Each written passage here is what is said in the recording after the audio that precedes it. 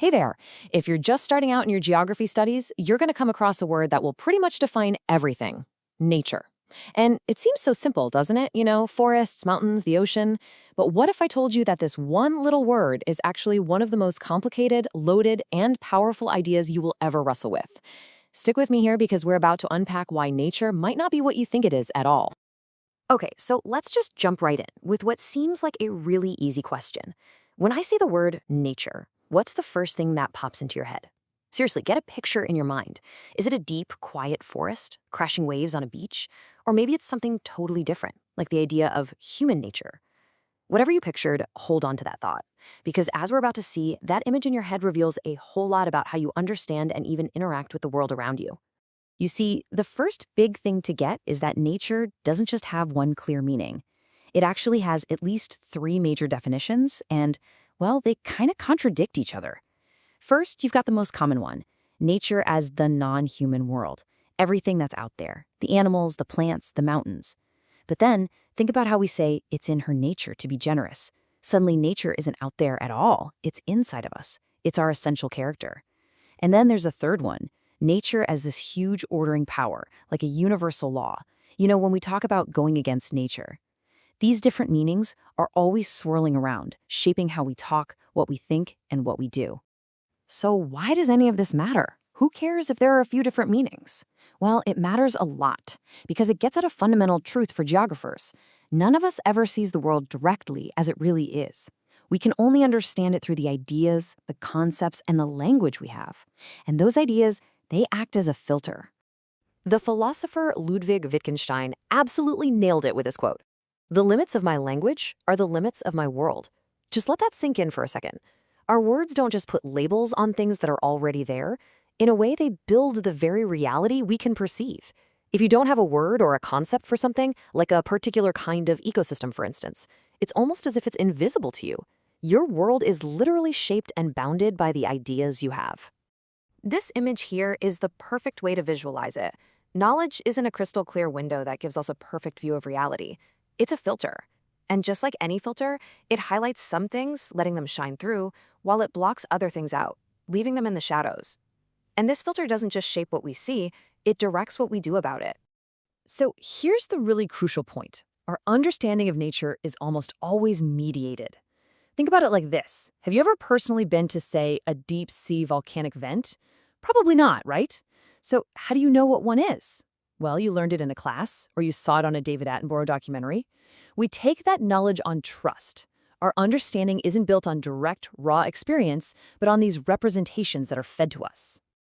Okay, so if our ideas about nature are filters, let's put one of the most powerful ones under the microscope: the idea of wilderness. This is the perfect case study to see how a concept doesn't just describe the world, it actually helps to create it. Now, to take an idea like wilderness apart, geographers have this great tool called denaturalization. I know, it sounds a bit jargony, but stick with me. It's actually pretty simple. It's like being a detective. You take something that everyone just assumes is natural and has always been there, and you start to peel back the layers.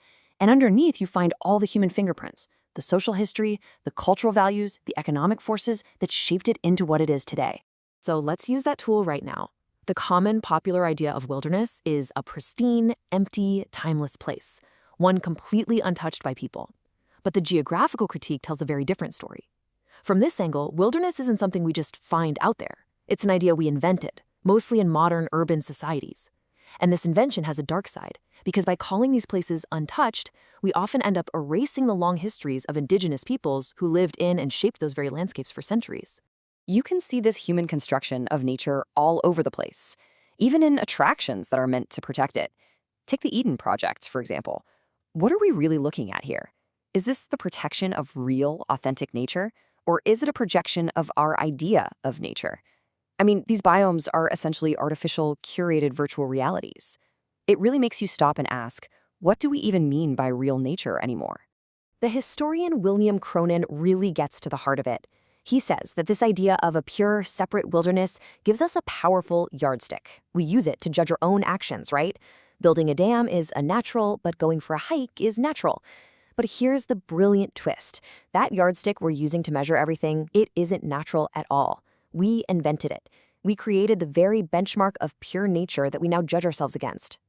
And this brings us to the big takeaway, the reason we're going through all this. As a geography student, learning to deconstruct these big ideas isn't just some abstract academic exercise. It's one of the most vital skills you can develop, because these ideas have real, tangible power in the world.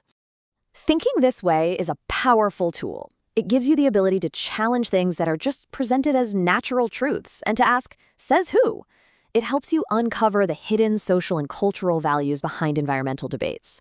So when someone says a certain project is unnatural, you can start to ask, whose idea of nature are we using here? And who stands to benefit from that particular idea? When you start asking those questions, you don't just think differently, you open up new ways to act in the world.